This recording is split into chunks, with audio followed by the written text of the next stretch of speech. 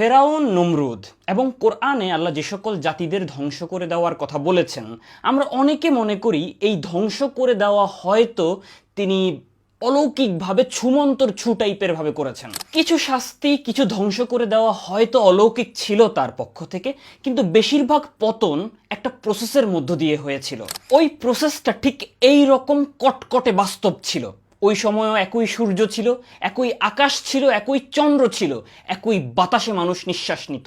এখন অবশ্য একটু দূষিত বাতাস। মানুষের মনে এই রকম ভীতি ছিল, মানুষের মনে এই রকম আশা ছিল। আল্লাহ চাইলে এক বলায় ফেরাউনকে ধ্বংস করে দিতে পারতেন, কিন্তু না, তিনি একটা প্রসেসের মধ্য দিয়ে তিনি ফেরাউনেরও টেস্ট নিয়েছেন, মুসা আলাইহিসসালামেরও টেস্ট নিয়েছেন, বনি ইসরাইলদেরও টেস্ট নিয়েছেন। আল্লাহ মানব জাতির এক দলকে দিয়ে আরেক দলকে শায়েস্তা করান।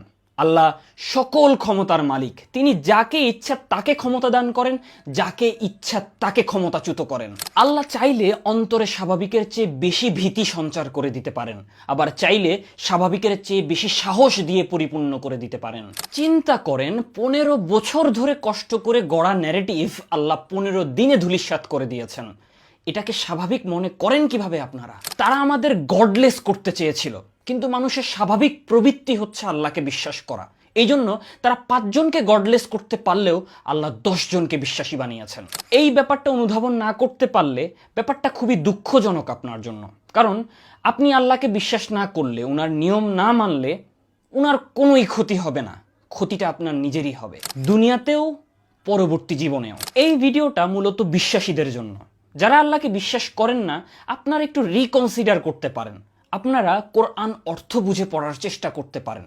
আপনার অন্তর পরিষ্কার থাকলে আল্লাহ হয়তো আপনার অন্তরের চোখ খুলে দিতে পারেন।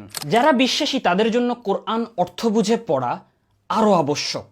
আল্লাহ কি, আল্লাহ কেমন, আল্লাহ কি চান আপনার থেকে, কোরআন অর্থ বুঝে না পড়লে বেঁচে থাকার খুব একটা মোটিভেশন পাবেন না এই গডলেস বস্তুবাদী জীবনে।